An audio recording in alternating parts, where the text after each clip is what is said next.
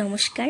সেদিন সকাল সকালে তৈরি হয়ে বেরিয়ে পড়েছিলাম কিছু শান্তির জায়গায় ঘুরবো বলে। তো গাড়িতে ওঠার আগে ভেবেছিলাম গাড়িতে উঠে কোনো ধরনের ভিডিও করব না, কিন্তু এই অপূর্ব দৃশ্য দেখে নিজেকে সামলাতে পারিনি। দেখুন, চারিপাশটা শুধু পাহাড় আর যাচ্ছে ট্রেন।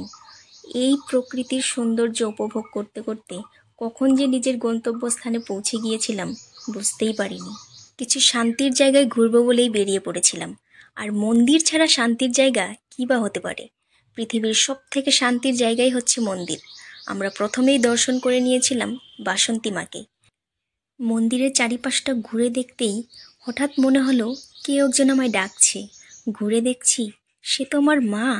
মা যেন দুহাত তুলে আমায় ডাকছে। আর মা ডাকবে আমি যাব না, এমনটা কি হতে পারে? আমিও ছুটে গেলাম মায়ের কাছে। মায়ের কাছে গিয়েই মনে হলো মা যেন হাসছে। মায়ের এই হাসি মুখখানা দেখে মনটা ভরে গিয়েছিল, কিন্তু মায়ের কাছে বেশিক্ষণ থাকতে পারলাম না। মাকে প্রণাম জানিয়েই আমরা চলে গিয়েছিলাম আর একটা বাসন্তী মাকে দর্শন করতে।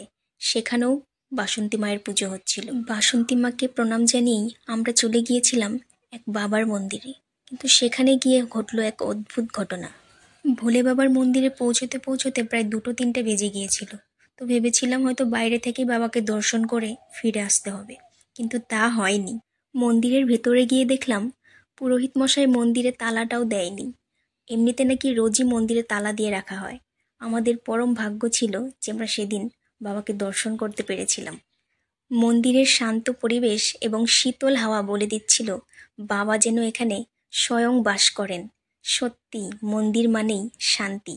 আমরা যখন রাস্তা দিয়ে আসছিলাম এতটা গরম লাগছিল, কিন্তু মন্দিরে প্রবেশ করার সঙ্গে সঙ্গেই মন প্রাণ সব কিছুই যেন জুড়িয়ে গেল। সত্যি মন্দির মানেই শান্তি। মন্দিরই একমাত্র সেই জায়গা যেখানে গেলে জীবনের সমস্ত দুঃখ কষ্ট সব কিছুই যেন নিমিষের মধ্যে ভুলে যাওয়া যায়। তাই কখনো যদি মন খারাপ হয় একটিবার মন্দিরে গিয়ে ঘুরে আসবেন। আমরাও ভুলে গিয়েছিলাম যে আমাদেরকে বাড়ি ফিরতে হবে। সেই মন্দির থেকে বেরিয়ে আমরা চলে গিয়েছিলাম বঙাইগাঁওয়ের সব থেকে পুরনো মন্দিরে, যেই মন্দিরটি স্থাপিত হয়েছিল 1968 সালে। মন্দিরে পৌঁছে গিয়েছিলাম প্রায় 4টের সময়। কি অবাক করা ঘটনা ঘটেছিল! সেই মন্দিরেও তখনও দরজা বন্ধ হয়নি। সেই মন্দিরে নাকি কিছুক্ষণ আগেই মাতা রানীর পুজো শেষ হয়েছে। তো প্রথমেই আমরা মন্দিরে ঢুকে বাবাকে দর্শন করে নিলাম। সেদিন হয়তো ভগবান আমাদের উপর সহায় ছিলেন, তাই যেই মন্দিরে যাচ্ছিলাম সেই মন্দিরের দরজা খোলা ছিল। ভাগ্যক্রমে এই মন্দিরে আমরা সেদিন প্রসাদও পেয়েছিলাম।